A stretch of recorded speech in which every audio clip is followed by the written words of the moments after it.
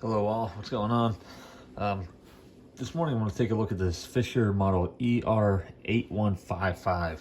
It's an 8-track and cassette deck combo. Now, makes this thing so unique is the fact that both the cassette and 8-track are Dolby systems. So you can record with Dolby noise reduction and play back in Dolby noise reduction. And of course the cassette deck portion of it has different bias settings that you can choose: GR02, FECR, and normal, which I would just keep it at normal, unless you're in fact playing a tape that is made to be played with that setting. Now typically I'll record a cassette or an 8-track with Dolby noise reduction on and then play it back with it turned off. Basically what Dolby NR does is it just removes background noise, aka tape hiss. Really annoying. Almost as annoying as the pops and clicks from vinyl records. That being said, I'm gonna fire it up quick. So it has some neat looking VU meters on it. You can choose between function. It has one output, so you can choose between function, 8-track, cassette, and mic, or Dolby FM. And I think the Dolby FM setting is more or less of a filter. I'm not really sure how it would work. I don't really think it ever took off. As for 8-tracks, is that the most option out deck? Yeah, this is pretty cool, the restart button, which I'll show you that because I have the S album set right for the end of Heart of the Sunrise. So I'm going to skip over to track 4 and you can watch it stop on its own. Then I'll hit restart and it should start back up on program 1 again. So we're going to start with that. I have the controls set flat as usual. Dolby noise reduction off for now. I'll put that on. We're gonna skip over the roundabout since that's the one everybody knows. Anyway, here we go.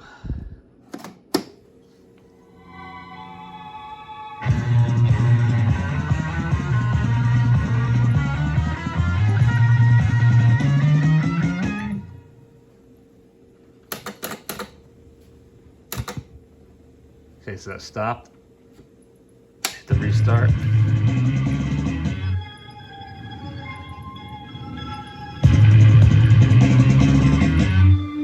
Actually sounds pretty good for an 8-track, honestly.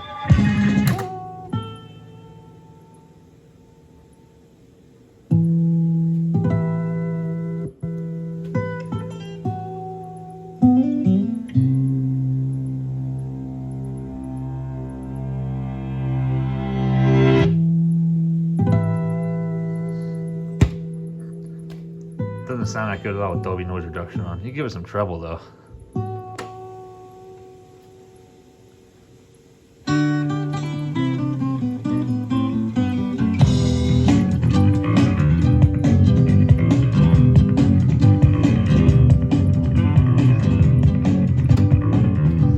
Sounds terrible with the Dolby noise reduction on. There's not really much tape hiss to begin with.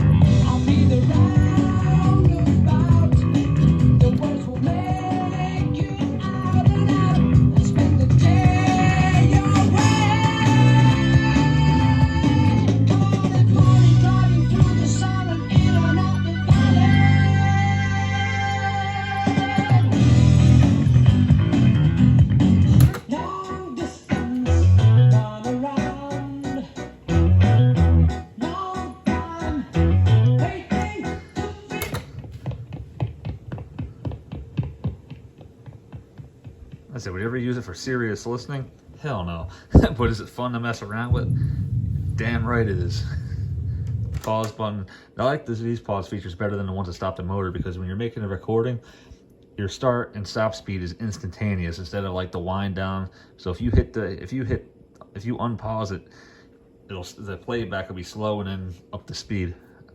So for fidelity wise, I mean, not that there's really much fidelity with an 8-track tape anymore compared to like a CD, or I know vinyl too. Like I said, it's fun. Like I said, you don't use these for series. You don't go, hey, check out my audiophile system. I'm gonna pop an 8-track in the demo. No, it's not gonna happen. But you can't tell me this ain't fun.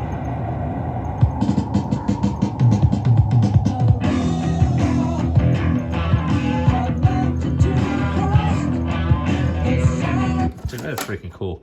Like I said, always play with tapes that are maintained, has good pressure pads. You can usually tell by looking at if it was ever taken care of or not. Anyway, cassette time. That thing's a little fidgety. We're gonna demo this one with an album that I've always liked. This album. Not many people know about it. It's pretty good. It's actually a pretty good sounding cassette too. Dolby HX Pro, which we'll get into that in a minute. Now this knob's a little finicky. Hopefully I get it. It needs a good cleaning with the oxide.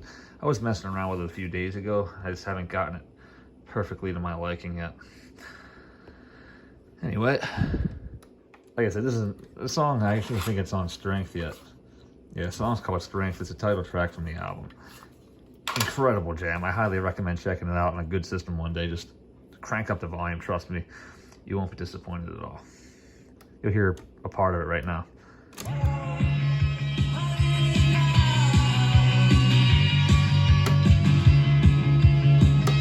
Definitely better with noise reduction off. And in normal mode. That's terrible. That's flat though. Sounds awesome.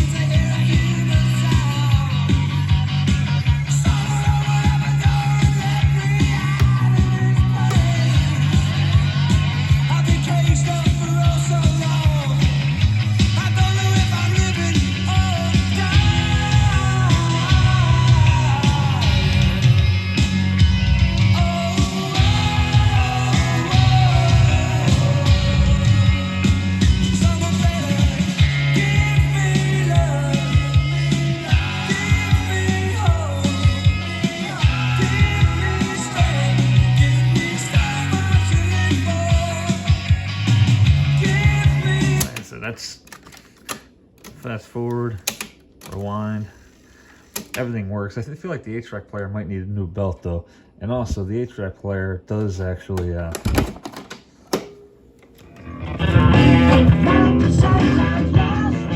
it is a little, there we go.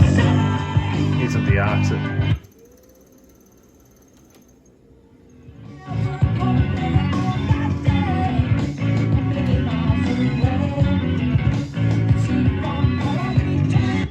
Of course, adjustable recording levels, because this is a recorder. I'm not sure what this electronic edit is, but I don't know, I'd like to read up on it sometime and find out. That might be another thing that was implemented for the future but never happened. Kind of like the quad radio FM output on the old Marantzes. You know, like I said, the cassette deck's fully option. Oh, for the time, fully option. And the 8-track player has a lot of extra features that a lot of them didn't have. So I'd say overall it's a pretty decent unit. I think we're talking about 8-tracks. The 8-track player in this thing kind of leaves a lot to be desired. Play it back quick. Well, you heard what the yes sounded like on the Fisher. I don't know if it just needs if it needs the board for the tape deck redone or what. And the speed's a little finicky on it too. I already replaced the belt, but I still can't get it perfectly right.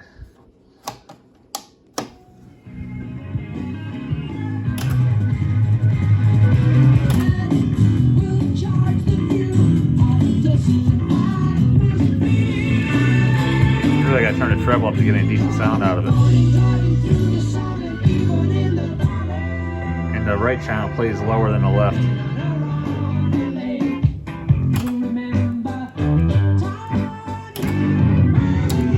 That one's got the fancy eject feature. Yeah, take a look around the back of it quick before we call it quits. Like I said, it's decent quality for what it is. Pretty simple on the back too. I'm not sure what the FM or receiver de-emphasis does. I haven't really messed around with it much. I don't have the recorder hooked up. Dolby FM calibration. Like I said, I don't think that ever really took off. But I believe that's for that Dolby feature up that I was talking about up front earlier. I'm not sure how old it is. Made in Chatsworth, California. But yeah, it's a pretty fun unit to play with. Like I said, it don't look quite as cool as the, you know, the Super Scope Marantz TDR-830 or the Akai CR-81, but I like it. It's got a neat charm to it. Well, anyway, guys, thank you for watching, and please let me know what you think.